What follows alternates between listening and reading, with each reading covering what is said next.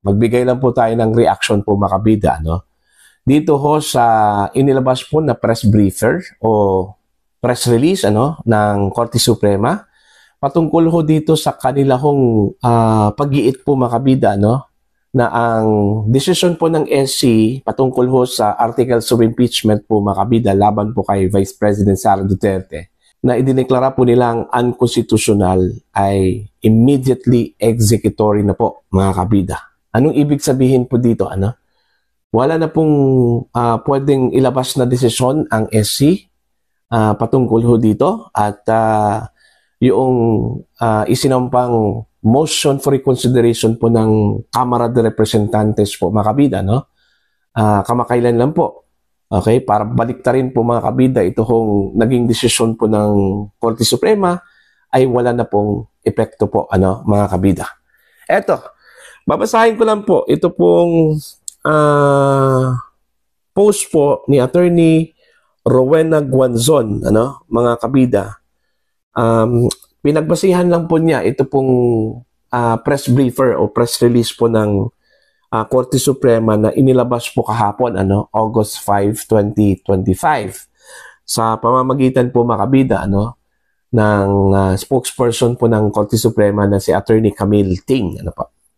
Ito, babasahin ko lang po, posted po niya 10 hours ago sa kanyang Facebook page, Immediately executory. Yun yung title po ng kanyang article po, mga kabida.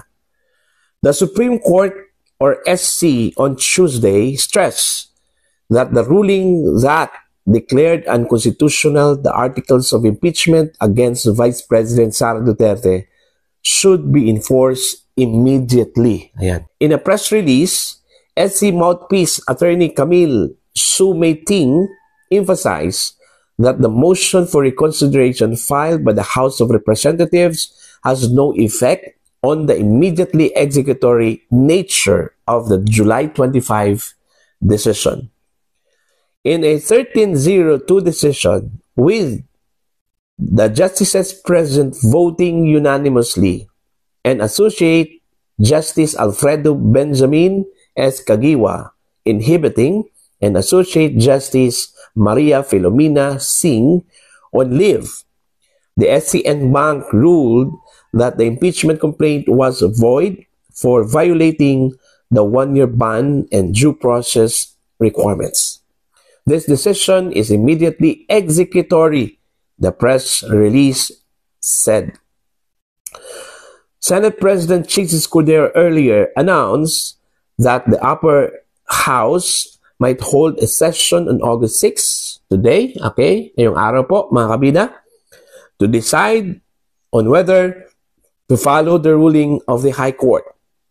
He revealed that two scenarios could happen. The Senate will abide by the ruling and dismiss the impeachment cases, or the upper chamber deviates from the decision and then proceeds to try the Vice President. So yun yung post po mga kabida ni Attorney Rowena Guanzon kung saan po ay pinagbasihan lang po niya ito kung press release po makabida ng SC, na inilabas po kahapon kung saan po ay nilinaw po ng Korte Suprema po makabida na yung July 25 SC ruling, laban ho dito sa articles of impeachment po, final na po and immediately executory na po mga kabida. So pag sinabi pong final and immediately executory, wala na pong chance na magkakaroon po mga kabida ng motion for reconsideration. So ibig sabihin, yung sinabi po mga kabida ni Speaker Martin Romualdez na nagsampa po sila ng motion for reconsideration para po baliktarin ito hong naging desisyon po ng Korte Suprema ay wala na pong saysay po yun, mga kabida. Kahit na po sinabi po mga kabida ni Speaker Romualdez, ni-remind po niya ito hong mga Supreme Court Justices, na sila po ay mga impeachable officers at maaari po silang ma-impeach, mga kabida, Para bang pananakot po yun. Para lang po maiba yung kanilang desisyon po mga kabida, So walang saysay na po. Hindi ho nagpatinag. Ito pong mga maestrado po ng Korte Suprema, no? Sa mga kaliwat kanang pagbabanta po sa kanila, ano po, no? Keso baka daw magkakaroon po ng constitutional crisis dahil ho sa ginawa po ng SC. Kung tutuusin po makabida, kung magkakaroon po ng constitutional crisis ay hindi po manggagaling po sa kanila. Okay? Ito po ay manggagaling po sa mga puwersa na susuway po at hindi ho susunod, ano? Dito ho sa desisyon po ng Korte Suprema, mga kabida. Ayan. So, yun po, ano? Iginiit lang ng Korte Suprema yung nauna nila pong desisyon, ano? At wala naman pong rason para baliktarin po nila ito, ano? Mga kabida. Kasi nga all of 13 justices po, ano? Unanimously voted na ito hong articles of impeachment against Vice President Sara Duterte, mga kabida, ay talagang lumabag sa ligang batas, ano?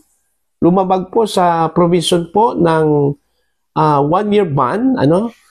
Ng pag-file po ng impeachment complaint, ano?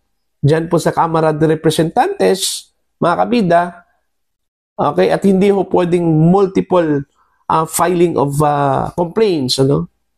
Gaya ho ng ginawa po makabida ng House of Representatives na meron pong dalawang impeachment complaints, ano? Una, yung first 3 na na-file po noong December 2024 at yung panghuli po, pangalawa, na kanila hong ginamit bilang articles of impeachment. Yung pang-apat po, mga kabida, ay naisampa po, ano? February na po, 2025. Okay, so anong tawag po dyan? Dalawang impeachment complaints, ano? Mga kabida, although yung first 3, sinam up lang po nila yon, mga kabida, okay? At since ito po ay naisampa, dyan po sa Office of the Secretary General, at hindi po nila nai-refer po, ano, sa opisina po ni Speaker Romualdez, at maging sa Committee on Justice po, mga kabida, kinonsidera na po ng Korte Suprema na isang initiation na po yun, ano?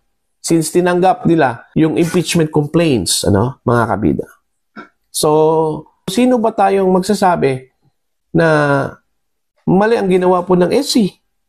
Kasi unang-una po walang sinumang pwedeng makapagsabi po, mga kabida, na mali ang interpretasyon po ng SC. Kasi ang SC lang po ang meron pong karapatan na mag-interpret. Walang sinuman, kahit na abogado po, mga kabida, walang karapatan na mag-interpret po sa ating batas o sa ating saligang batas. Ayan po. Malinaw po yan, mga kabida. Okay? So, yun yung dapat